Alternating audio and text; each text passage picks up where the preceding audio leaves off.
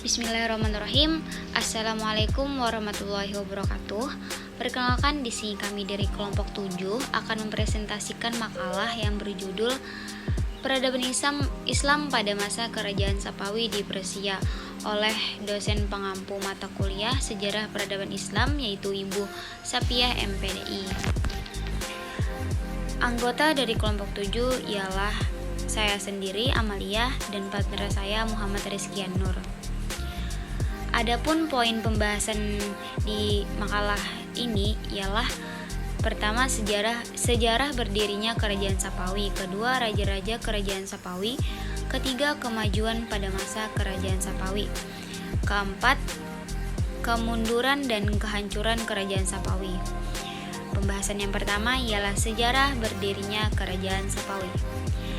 Berdirinya Kerajaan Sapawi oleh Syekh Ishaq Safiuddin dari Ardabila di Azerbaijan atau dikenal dengan Safi al-Din, yang semula hanya sebagai mursyid tarekat dengan tugas dakwah agar umat Islam secara murni berpegang teguh pada ajaran agama Islam. Perkembangan peradaban Islam di Persia dimulai sejak berdirinya Kerajaan Sapawi yang dipelopori oleh Safi al-Din sejak tahun 1252 hingga 1334 Masehi. Kerajaan ini berdiri di saat Kerajaan Turki Utsmani mencapai puncak kerajaannya. Dalam perkembangannya pun, Kerajaan Sapawi sering bentrok dengan Turki Utsmani. Pembahasan yang kedua ialah raja-raja Kerajaan Sapawi. Yang pertama, Safi al-Din, Sadar al-Din Musa, Khawaja Ali, Ibrahim, Junaid, Haidar Ali, Ismail, Tahmasab I, Ismail II, Muhammad Hudabanda, Abbas I, Safi Mirja, Abbas II, Sulaiman, Husain, Tahmas II, Abbas III. Selanjutnya, pembahasan yang ketiga ialah kemajuan pada masa Kerajaan Sapawi. Kemajuan yang pertama di bidang ekonomi.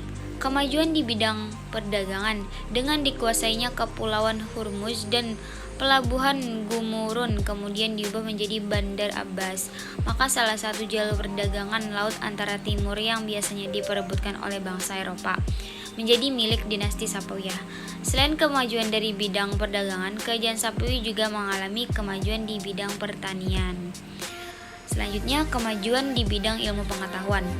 Pada masa Kerajaan Sapawi, sistem pendidikan didominasi 3 pendidikan, yaitu yang pertama, pendidikan indokreatif. Ialah pendidikan yang diarahkan untuk mewujudkan patriotisme negara.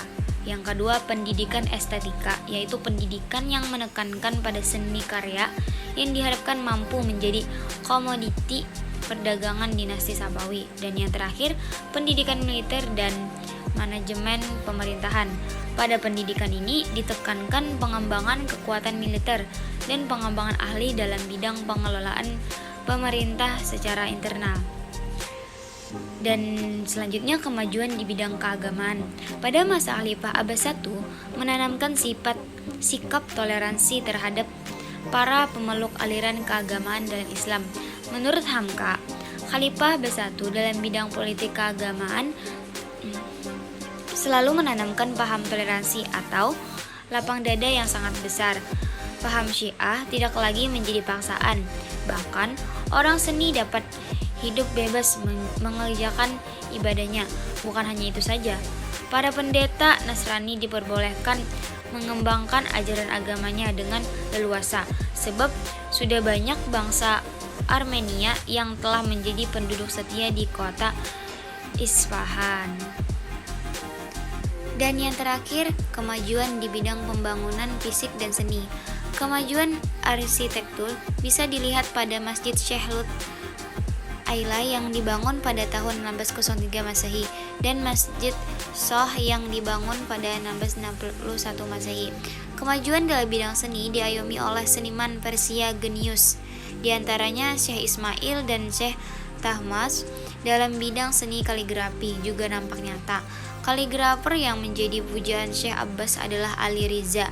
Unsur seni lainnya terlihat pula dalam bentuk kerajinan tangan, keramik, karpet permadani, tununan, dan lain-lain. Seni lukis miniatur mencapai puncaknya dengan karya lukis yang menggambarkan naskah sastra klasik.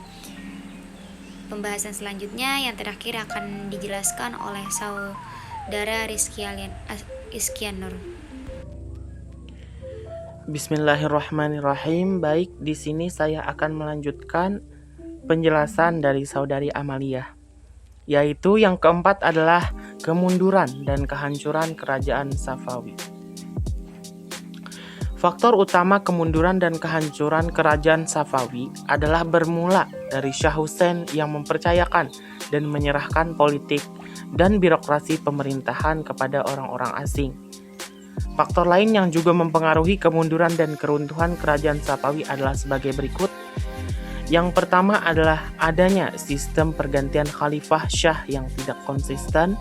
Yang kedua adalah petualangan para tokoh pemerintahan yang oportunitis yang mengakibatkan permusuhan antar golongan dalam kerajaan.